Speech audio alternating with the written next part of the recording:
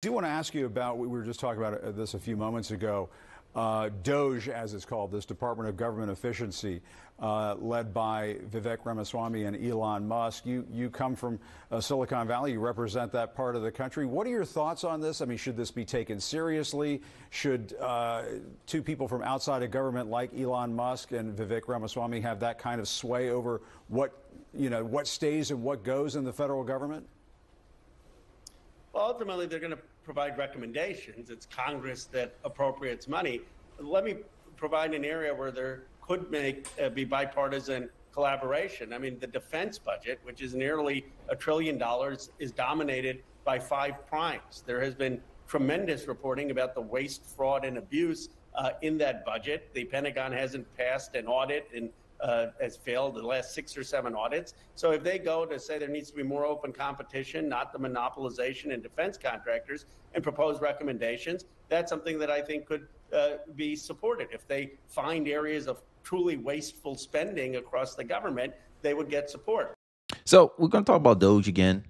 And one of the things that I found interesting about the whole DOGE situation is that you saw from the intro, I agree with everything that guy has said, that, why we should be looking to cut down budgets for institutions that fail audits, can't account for where the money is, need to introduce more competition. But the Department of Education also failed out audits. The Federal Reserve, they've never been audited ever, right? Questions? Anyone? Right?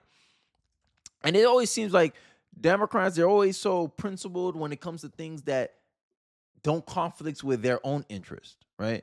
The reason why a lot of people, especially conservatives like me, focus so much on the Department of Education is a warning that socialists has, since the 1950s, has warned America. That they say, hey, you may not be socialist, but your children's and great-great-grandchildren's will be socialist because of the education system, because of the fact that he who controls the children controls the future. Who educates the children educates the future. And you educate the children in leftist ideology, then you are guaranteed to make leftists. This is why leftists tended to be, before 2024, on the left. Because if you go to college, 12-to-1 ratio benefiting liberals. How can you have such a disparity?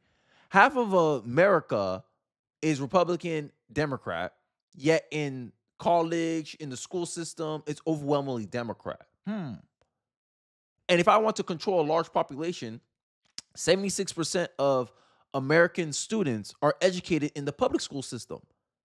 Or the public school system is overwhelmingly dominated by Democrats.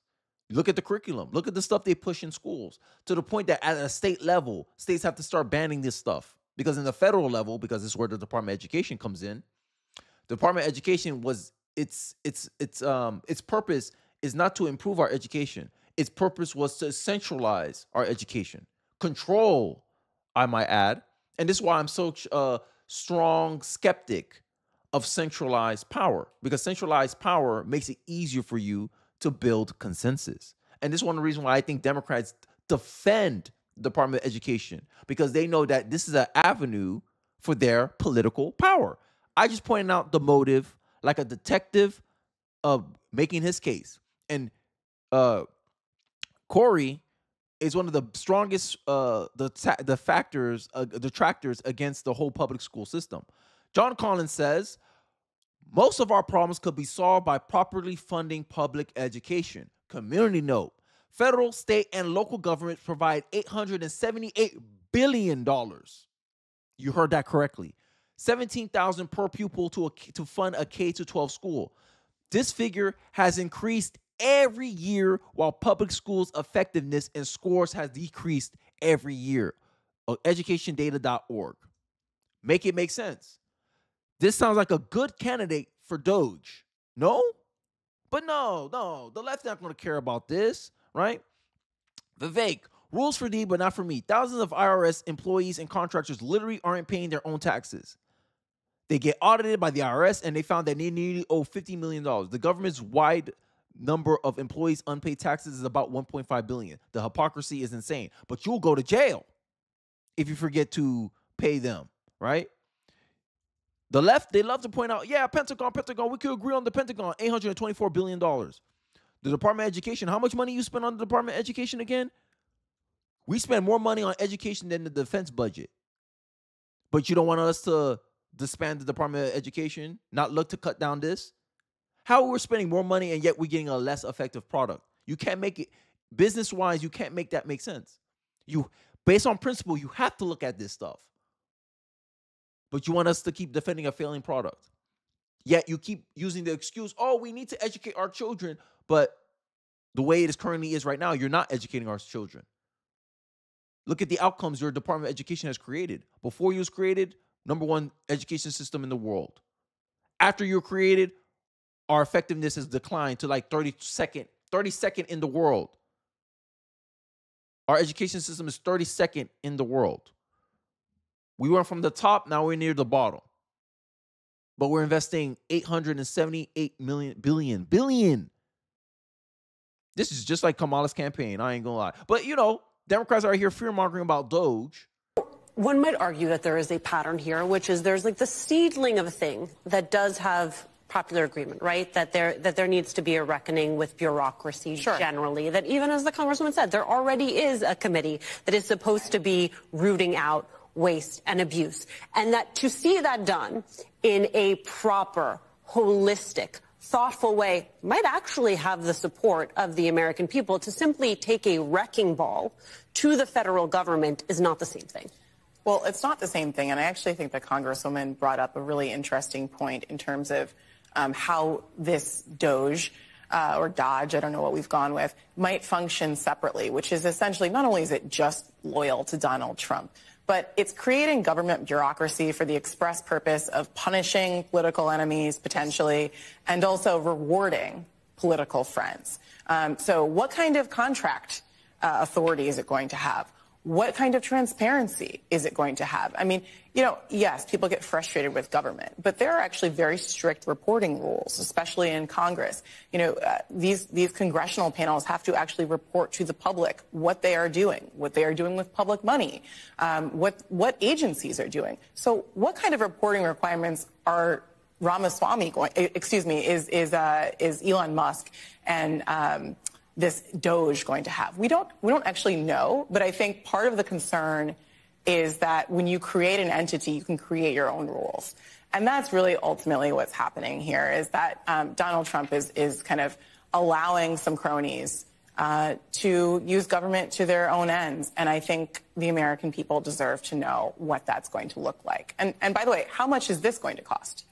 Is there any Could I get a percent on this? Do we have that? Just so you know, Congresswoman, it was not, in fact, lost on me or on Mara, the fact that they are trying to shrink. I find it rich with these people, right? They claim that, the New York Times claimed that is an express purpose of DOGE is to punish political enemies, right? I got something for them. Right? Punish political enemies. Let's remember that. Interesting.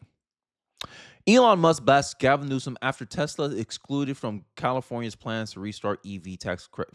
Like end of the day, if you're doing something similar, how is it that we can't say, okay, when people were saying, okay, the DOJ is acting in the interest of Biden because Biden put in people that was loyal to him, and now he's using the DOJ to go after his political rivals. When we said it, it was uncredible. But now you guys are making similar claims that we were making throughout the election, but you got no proof of this. And there is no money being spent because this is purely voluntary. And many people who's already in these committees. One might argue that there is a. One of the reasons why no one trusts the committees themselves to essentially govern themselves is conflict of interest. You got a lot of people who've been in government, who've been in Congress all their life. So they kind of go, okay, I got to protect your side because, you know, I got to justify your job. An insider is going to approach something a lot differently than an outsider would. An outsider is going to be more leaning on let's just remove it completely.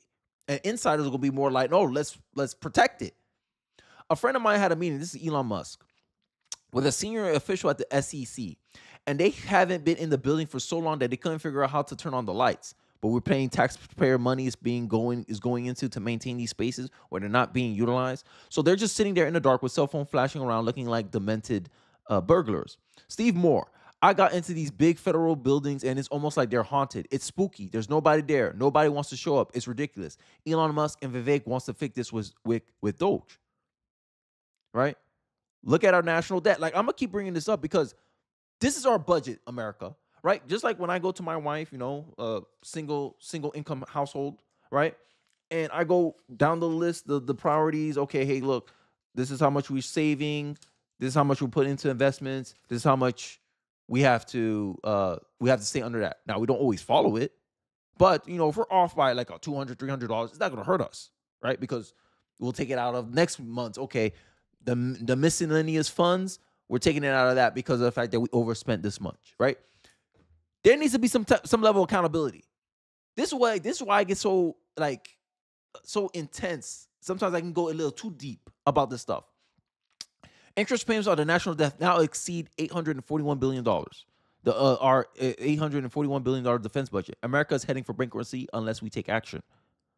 Yes, unless we take action. But we keep hearing from Democrats, oh no, we got to keep everything the way it is. Keep everything the way it is. No. You have a lot of wasteful spending. Just like your candidate wasted $1 billion in 4 months, you guys are wasting trillions and trillions of dollars. And you expect the American people to continue rewarding these outcomes. Make it make sense. All these conflict of interest is going on. Everyone trying to preserve their own power. Like, how can you justify this? You're spending $17,000 per child in the public school system, and you get a decrease every year. That's a signal to any common sense individual to cut it down, cut the budget. Y'all guys can't, end of the day, I always said this, and I always stand on this point. You can justify government spending if it was actually giving us a good outcome. But it's not, though. So it's really hard to defend something when it's not giving a good outcome. And this is the kind of the template that Vivek wants to follow. Vivek and Elon wants to follow. JP Morgan has raised its estimation of the Argentina's GDP growth in the third quarter to 8.5%, one of the highest in the world. JP Morgan is citing optimism around recent reforms by President Milei as a reason for such rapid growth. Everyone's going to but this is all he did.